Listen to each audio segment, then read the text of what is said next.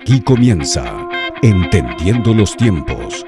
Con ustedes, su anfitrión, Eduardo Saladín. Para poder entender el mundo de hoy y sus ideologías, debemos conocer la forma como las personas piensan. O sea, la forma como las personas, las culturas o las sociedades perciben la realidad del mundo que los rodea. Esto es lo que llamamos cosmovisión.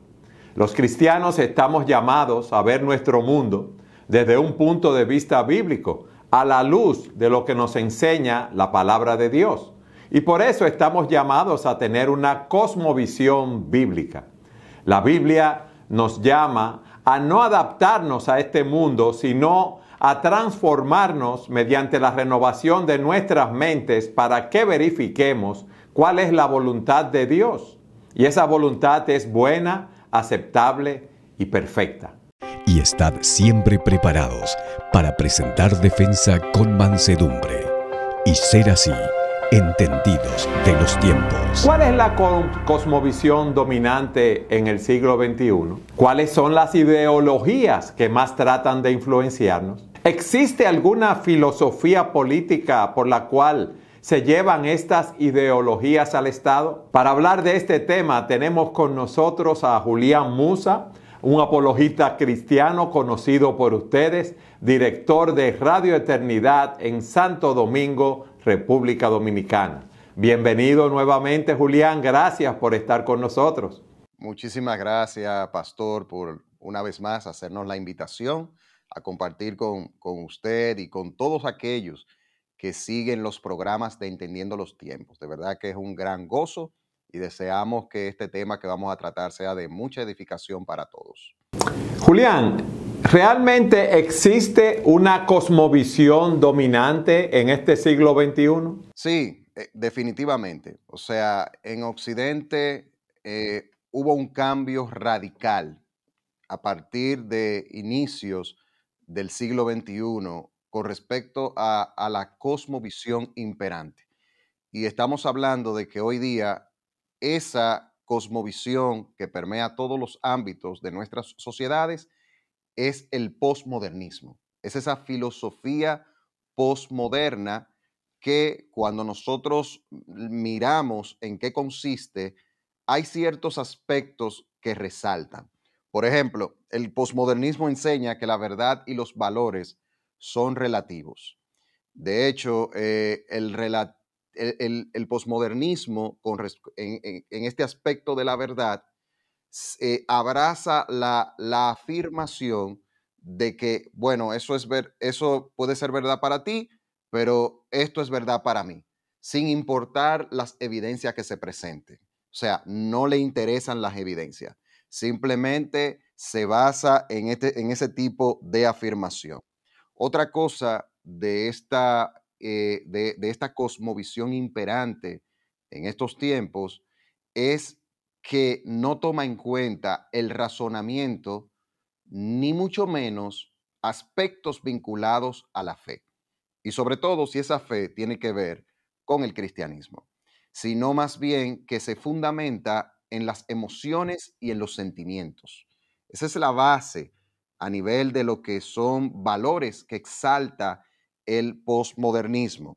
También es una cosmovisión que promueve el hedonismo, esa filosofía antigua que nos habla de que el mayor bien que el ser humano alcanza está en el placer. Ese es el bien supremo de la vida, el placer. Y eso está vinculado a placeres carnales, obviamente.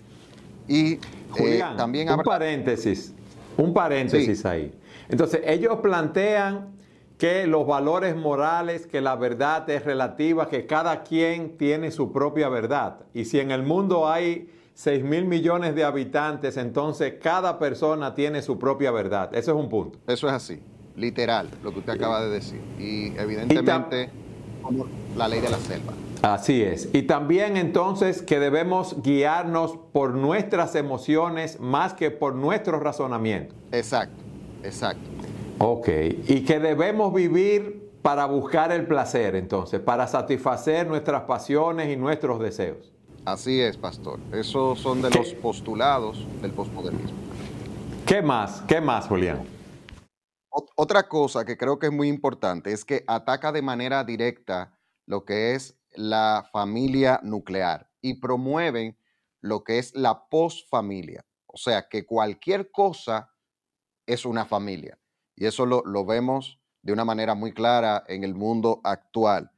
También abraza lo que es el sincretismo religioso, o sea, lo que tiene que ver con el resurgir en estos tiempos de creencias y religiones esotéricas y de ocultismo, que aunque son antiguas, pues el posmodernismo es abierto a este tipo de cosas, porque recordemos que se basa mucho en los sentimientos y al final la idea principal de todo esto es desplazar totalmente la cosmovisión cristiana de todos los ámbitos. Entonces, voy atrás al postulado anterior.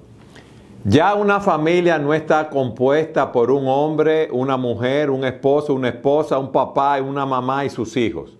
Cuando tú dices que ataca a la familia y dice que cualquier cosa es una familia, es que ellos plantean que dos hombres, eso es que se casan, o dos mujeres que se casan, eso es una familia. ¿Tú puedes ampliar esa idea? Sí, así como usted dice, ese tipo de relaciones homosexuales la consideran familia, pero no solamente eso, sino la relación de humanos con animales, eso puede ser una familia, de un hombre con una muñeca de silicón que se casa, también puede ser una familia, personas que también tienen vinculación sentimental con árboles y otras cosas, o sea, es es un punto donde lo que tiene que ver con el diseño de Dios sobre lo que es familia, sobre lo que es matrimonio, ellos lo descartan totalmente y abren este abanico de posibilidades. Esa es la idea.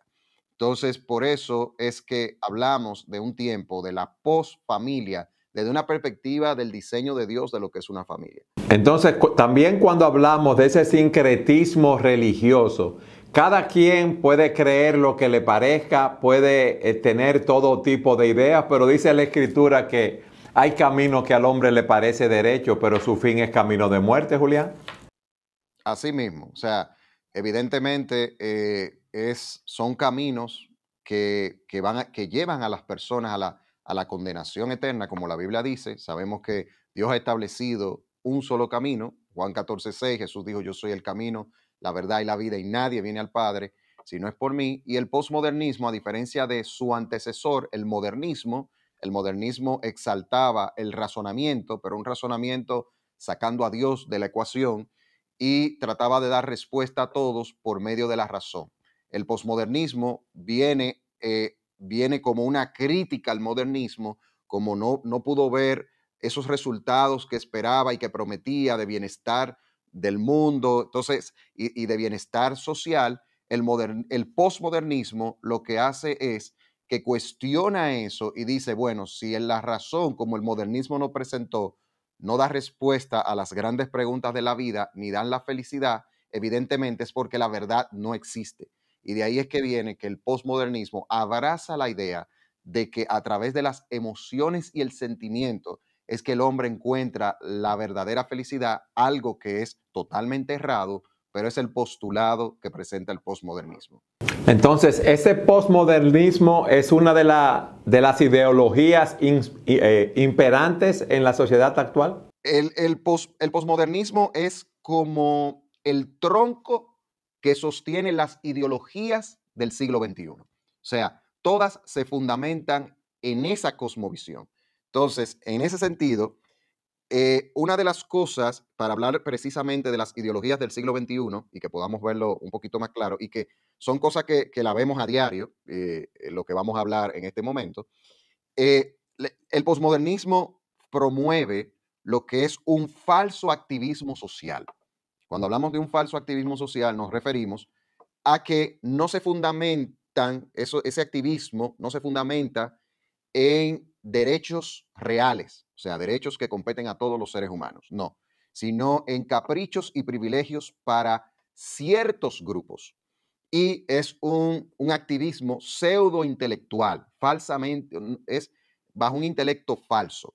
¿Por qué decimos eso? Porque no se fundamenta en un conocimiento objetivo, sino en sentimientos y en emociones. Y en ese sentido, esas ideologías del siglo XXI que son promovidas en las escuelas, en los colegios, en las universidades, un brazo que promueve estas ideologías posmodernas muy fuerte son las artes. Ahí hablamos de las series de televisión, hablamos de las películas, hablamos de la música y el idolatrar géneros musicales y artistas musicales que permean a multitudes de personas. El marketing digital, sobre todo lo que tiene que ver con las redes sociales y la cultura en sí, son medios que utiliza para persuadir. Y estas ideologías, a modo de mencionarlas, sin definirlas mucho, por lo menos de mi parte, está lo que es la ideología de género, forma parte de esas ideologías del siglo XXI. La legalización de la marihuana es otro tema. El feminismo actual, la nueva izquierda, son ideologías de estos tiempos. El nuevo ateísmo también entra ahí. Las supremacías raciales, las supremacías raciales diversas, que no solamente se limitan a un tema de una supremacía de blancos, que estamos en contra de todo eso, pero no solamente se limita a la raza blanca como era antes, o sea, ahora hay supremacía de diversos grupos raciales. Y el tema, bueno, el tema de la revolución sexual, el libertinaje sexual y otra cosa también que está muy de boga en estos tiempos es el veganismo. Esos temas vinculados a esos argumentos que tienen que ver con el que es peligroso, es dañino utilizar los animales para comer y de eso hay toda una especie de creencia donde lo que se promueve es como una especie de idolatría a la creación que se evidencia con argumentos que tienen que ver con eso que está mal, usar los animales para comer y este tipo de cosas, entre otras cosas que pudiéramos hablar en ese sentido. Julián, para poder implementar todas estas ideologías hace falta el Estado, ¿verdad? Como un mecanismo de poder para implementarlas. ¿Existe alguna filosofía política por la cual se llevan estas ideologías al Estado? Sí, pastor. Existe lo que es el progresismo, que nos referimos a una filosofía posmoderna de índole político y social de izquierda. Se conocen como los progres de manera coloquial. Y ellos heredan del marxismo esas acciones dictatoriales y formas agresivas para imponer sus ideas. El progresismo no toma en cuenta nada, se imponen, o sea, las ideologías, estas ideologías del siglo XXI por medio del progresismo, lo que se hacen es que se imponen en las naciones. No se toma en cuenta lo que opinan las mayorías, no se lleva al debate intelectual, al debate de las ideas, para nada. Eso es, donde llegó eso, se establece de manera obligatoria y punto. Así es como están, y eso es lo que ha hecho que nosotros veamos cómo esas agendas han avanzado, porque el Estado se inmiscuye en esto y de manera dictatorial, porque es una dictadura de índole, es una dictadura ideológica, pero de índole social, porque tiene repercusiones sociales, se establece sin importar lo que opinen y lo que piensen las mayorías. Entonces, tú estás diciendo que todo esto de la ideología de género, el feminismo, la nueva izquierda, el nuevo ateísmo, esa revolución sexual, todo eso es una agenda internacional, mundial, que está siendo implementada a través de los estados. Totalmente, pastor, porque en tiempos atrás se hablaba de teoría de conspiración, pero todo eso se ha caído, porque es muy evidente, o sea, las mismas estrategias que se utilizan en todos los países, incluso los mismos anteproyectos de ley que tienen que ver con esa filosofía progresista, son los mismos. O sea, simplemente lo que cambia es la autoridad del país, pero son los mismos, es como una especie de copy-paste. Entonces, esa presión internacional de estos organismos internacionales que son pro todas las ideologías del siglo XXI, nosotros la vemos de diferentes formas, las presiones que le hacen a los gobiernos, a los presidentes, a los estados. O sea, que eso no es teoría de conspiración. Hay una agenda global que es real, que el que no lo quiere ver es porque ha decidido no verlo, porque eso es muy claro en el mundo de hoy. Tú lo que dices entonces, Julián, es que nos quieren convertir en personas que idolatren esas ideologías, que vivan para ellas, que vivan para darle seguimiento. Explícame esto. Sí, son ídolos. Las ideologías del siglo XXI son ídolos del mundo actual. Y decimos que son ídolos porque no son simplemente creencias, sino que se han convertido en aspectos que se defienden y dictan cómo las personas tienen que vivir y actuar en el mundo de hoy. Y enfrentan a cualquier cosmovisión que se presente, sobre todo la cosmovisión cristiana, que vuelvo y repito, es su enemigo número uno. Entonces, estamos hablando de que hay una devoción a estas ideologías, que es muy, muy peligrosa. Y el fin último, el fin último que tiene todas estas ideologías que son impulsadas por la filosofía del progresismo como su filosofía política, es la de cambiar las maneras como la gente piensa y se conducen, cómo se comportan. De hecho, su enfoque principal es a los niños, adolescentes y jóvenes, porque esos son los que son más fácil de cambiar. Entonces, es un ídolo en este tiempo, a quien los que siguen eso les rinden una devoción total. Ok. Tenemos una agenda mundial a la luz de lo que tú planteas que tratan de imponer todas estas ideologías a través de los gobiernos de los diferentes países. ¿Cómo hacen esto? Esto lo hacen a través de una manera sutil, claro está, a través de las tecnologías, de la informática y de la información en todo esto. ¿Cómo se trata de cambiar esas mentes de esos jóvenes, de esos adolescentes, de las personas mayores, para que acepten estas ideologías? Mire, las grandes instituciones que tienen influencia en Occidente y las grandes empresas, todas están a favor, o por decir la gran mayoría, quizás para no decirla todas, pero la gran mayoría están a favor de esta agenda globalista y por ende de todas estas ideologías del siglo XXI. Y ejercen presión y todo lo que tiene que ver con las nuevas tecnologías de la informática y de la información están permeadas por estas cosas. Desde las redes sociales, que es los que son dueños de las redes sociales, porque nosotros usamos las redes sociales, pero las redes sociales tienen sus dueños. Y los dueños de las redes sociales están a favor de todo esto. Y los algoritmos de Google, cuando uno pone palabras y demás, están diseñados para llevar a las personas a esas ideologías del siglo XXI, a esa agenda global. Están diseñadas de esa forma porque estamos frente a un lavado de cerebro mundial. Estamos frente a una reingeniería social. Están haciendo ingeniería con la gente a manera de cambiar conductas y demás.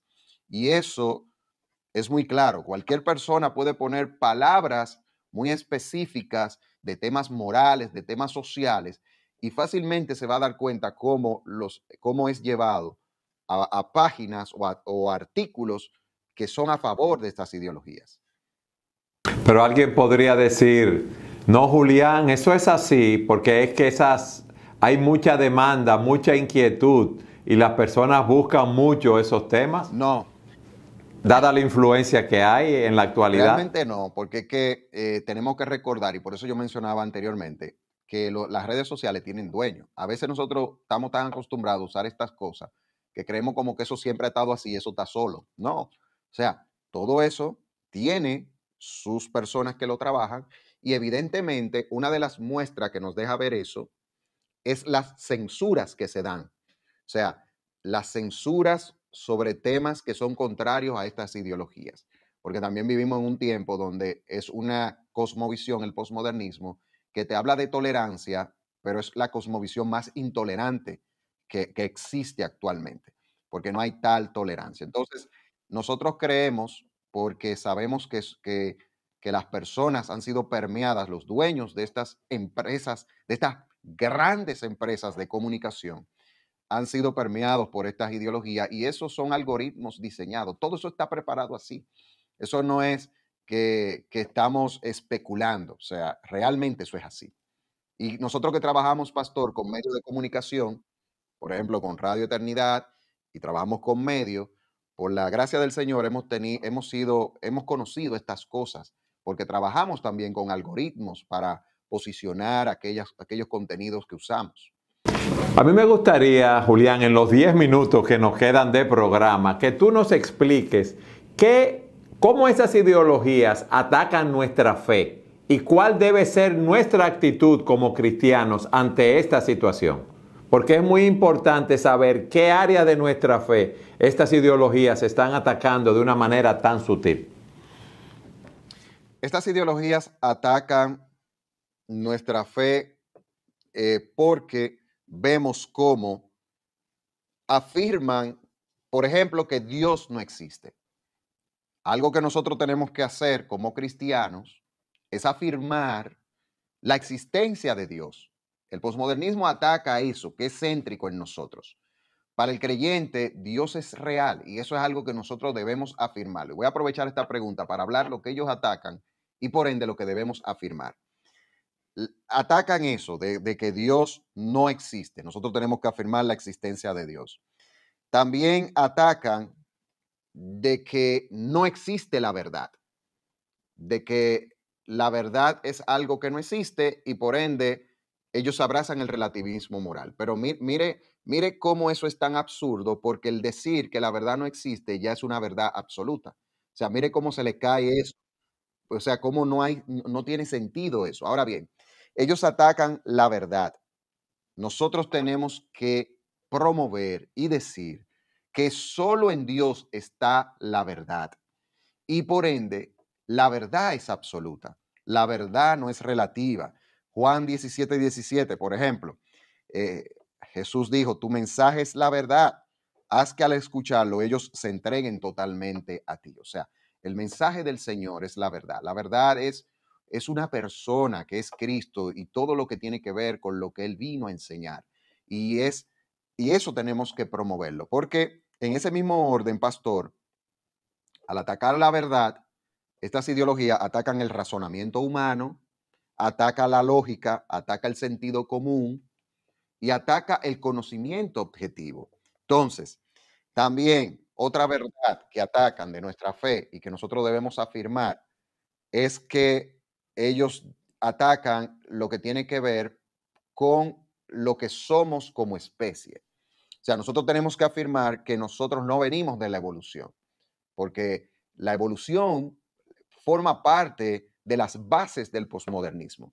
Nosotros tenemos que afirmar lo que dice Génesis 1:27, que Dios